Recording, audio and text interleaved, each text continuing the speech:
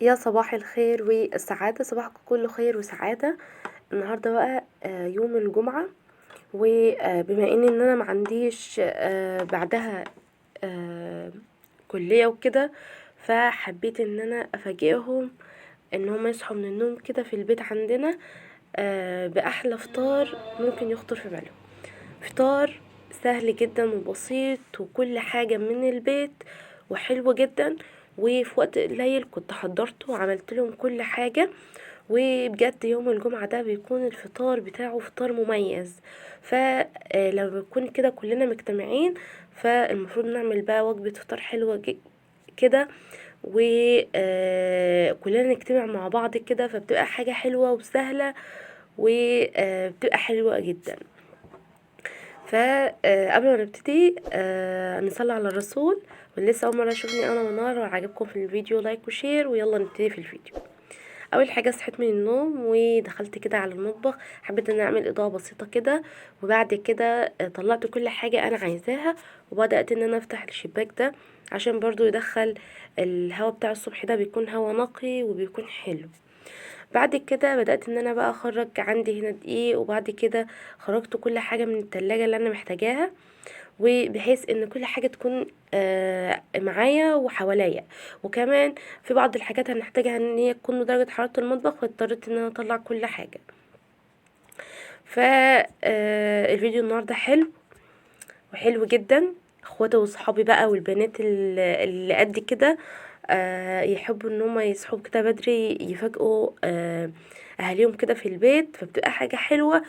ويقولوا له ايه رأيكم في الفيديو، ست بيت شاطرة ولا مش ست بيت شاطرة؟ فيلا بينا بقى نشوف احنا عملنا هنا ايه.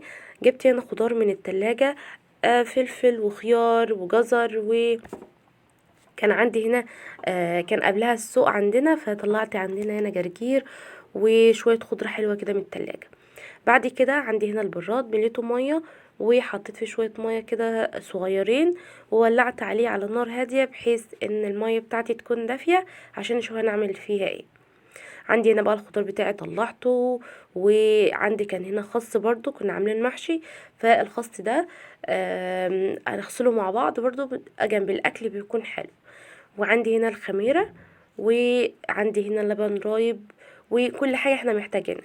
فاول حاجة حبيت ان انا اعمل كام رغيف كده من العيش. عملت 3 كوبايات من الدقيق، نخلته كويس جدا. الدقيق اللي معايا ده دقيق متعدد الاستعمال ومنخول. نزلت في البولة دي ب3 كوبايات من الدقيق، وهنزل عليها بنص معلقة صغيرة من الملح عشان تعادل طعم العيش كده، ما يكونش ان هو عجين بس. ومعلقتين صغيرين من السكر، وربع معلقة صغيرة من البيكنج باودر عشان تخلي كده العيش معايا هش من جوه ويكون منفوخ.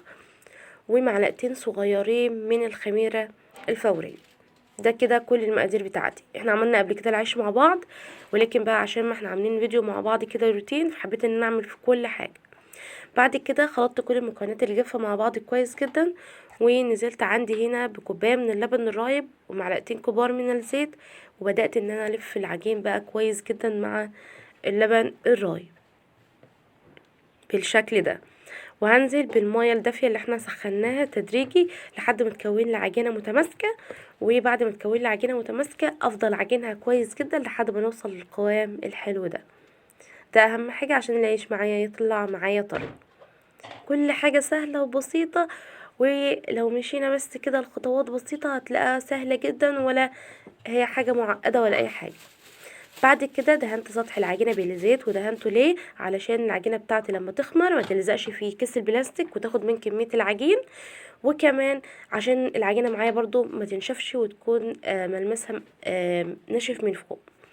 غطيت عليها وسبتها تخمر. هنجيب بقى الخضرة اللي احنا خرجناها من التلاجة. عندي هنا جرجير، ببتدي ان انا اشيل الربطة اللي بتبقى مربوطة فيها، ولو في اي ورقة لونها مش حلو غير مرغوب فيها، ببتدي ان انا اشيلها. وبعد كده بنقعه في بولة تكون فيها مية، بنقعه كده حوالي 10 دقايق عشان لو في اي طينة او اي حاجة تبتدي تنزل. وعندي هنا بقدونس على كزبرة برضو، شلت العيدان اللي بتبقى ناشفة فوق دي، وبعد كده نقعته في المية.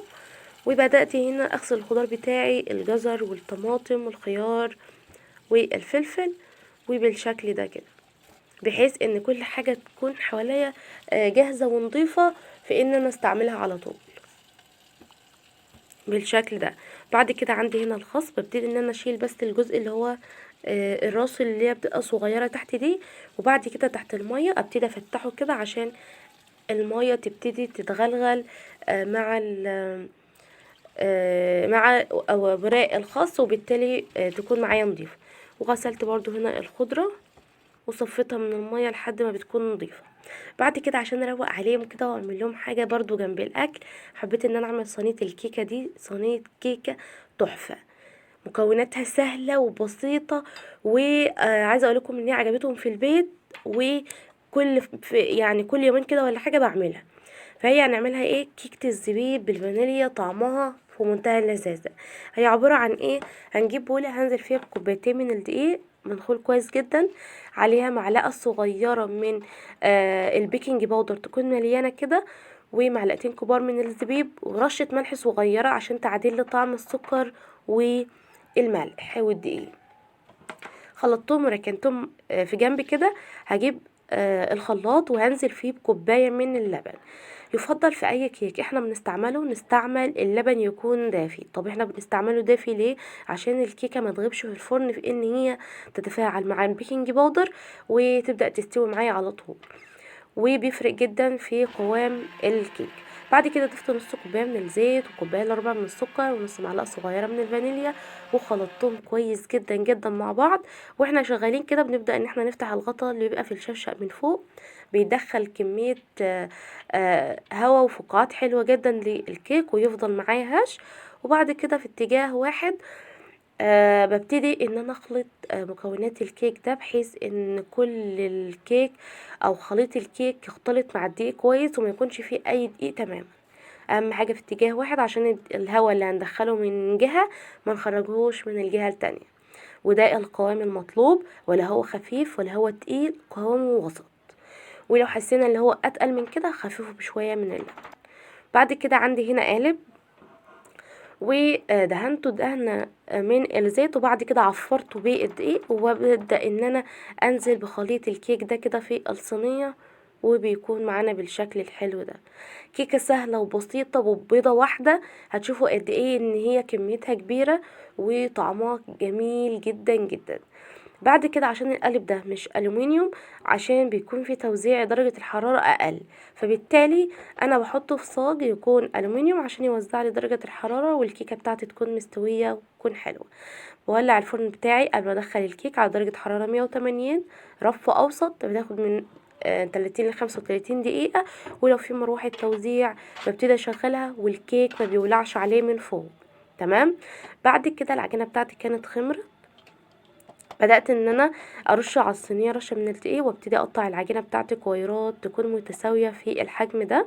بعد كده رشه من الدقيق كده على سطح العجينه، بحيث برضو ان اثناء ما انا شغاله في العجينه متبداش تنشف وتكون معايا مشققه ومش حلو. بعد كده رشه بسيطه من الدقيق كده على الرخامه، وببتدي ان انا افرد العجينه بتاعتي لحد ما نوصل للشكل ده كده، الشكل الدائري. وكمان ما نفردش العجينه بسمك رقيق بحيث ان هي ما تنشفش في الفرن. انا عايزاها سمكها يكون سمكها كده سميك شويه، بحيث ان هي تدي حافز ان العجينه معايا تنفخ وتقب. تمام. لكن لو انا عملت العجينه بتاعتي رقيقه، العجينه مفيش فيها نفس ان هي تقب، فبالتالي هتنشف معايا. تمام. عملت كل كمية، وبعد كده هغطيها لمدة نص ساعة لحد ما تخمر معايا عشان العيش معايا يكون حلو. وعندي هنا الكيك دخلت فيه التسوية، وعلى ما تستوي كده والعيش بتاعنا يخمر نبتدي نحضر بقى الفلافل بتاعتنا في البيت بطريقة بسيطة وحلوة جدا. هنعمل مع بعض عجينة الطعمية في الخلاط، واحنا عملناها قبل كده مع بعض، والنهاردة اعملها لكم بالخضرة مش شرط كرات عشان كان جالي كومنت قبل كده. والفول ده فول مدشوش بنجيبه من عند العطار، ماما بتجيبه، وبعد كده بننقيه وننقعه في ميه، وبعد كده بندخله التلاجة يقعد معاكي من 5 ل6 ايام. بس شرط ان انا كل يوم اغير عليه الميه. فنزلت في الخلاط في الاول كده عشان يسرع ان هو يختلط وتعمل لي عجينه الطعميه بشويه من الخضره، واهم حاجه الخضره حبه صغيرين، يعني حوالي 3 معالق كده على كوباية من الفول المدشوش. اللي هو فول الطعمية، وفصين من الثوم وبصلاية صغيرة. خلطت الاول، حطيت الخضره والبصل والثوم، وبعد كده عليه الفول وربع كوبايه من الميه. هتحسوا ان الخضره مع البصل بتبتدي ان هي تتضرب، وبالتالي بتساعد الفول بتاعي يختلط على طول. تمام، ولا هتحتاج ان احنا نضيف ميه كتير ولا اي حاجه خالص. طب افترضنا ان انا ضفت كميه ميه كتير عشان الخلاط بتاعي يمشي، هبتدي ان انا اخد خليط العجينه ده بتاع الطعميه، وابتدي ان انا اسيبه في مصفى لحد ما ينزل كل الميه بتاعتي، على ما اجي اشتغل في عجينه الطعميه. ولا اي حاجه خالص، حاجة سهلة وبسيطة وحلوة جدا. وكان عندي هنا فول برضو، ضربته في الخلاط كده عشان يكون معايا ناعم، واحنا عملناه قبل كده مع بعض.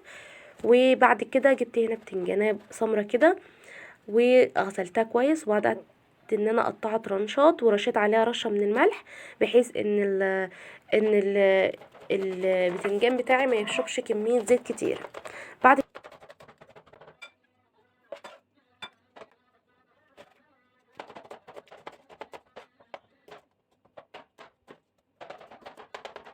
هنجيب بقى الخضرة اللي احنا غسلناها كده، وابتدي ان انا اقطع الخس ده. الخس في السلطة بيكون طعمه تحفة جدا جدا، وبالذات كمان لما يكون كده مع سندوتشات الطعمية بقى و آه والطماطم والحاجات دي، فبتكون طعمها حلو جدا. فقطعت بقى خضرة وفلفل سبايسي وطماطم وجزر وشوية من الخضرة. وعندي هنا طبق حلو من السلطة. خدت من السلطة دي فلفل وطماطم وبصل، قطعتهم على بعض، اللي هي ايه بقى، فلفل سبايسي وطماطم وبصل، قطعتهم وخدتهم على جنب كده، هنشوف هنعمل فيهم ايه.